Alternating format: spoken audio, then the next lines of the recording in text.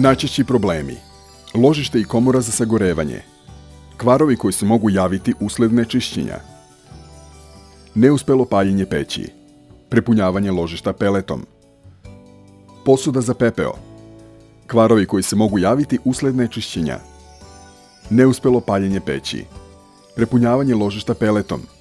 povećana količina pepela usled lošeg sagorevanja, dimne cevi u komori, kvarovi koji se mogu javiti usled nečišćenja, neuspelo paljenje peći, prepunjavanje ložišta peletom, gornja dimna komora, kvarovi koji se mogu javiti usled nečišćenja, otpadanje same ručice mehanizma zbog visoke temperature, blokada opruga za čišćenje,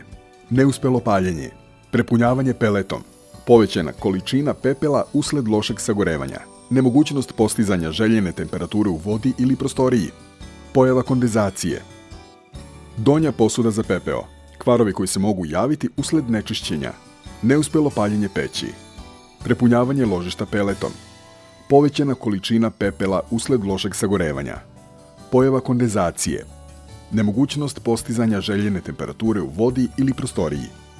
rezervoar peleta,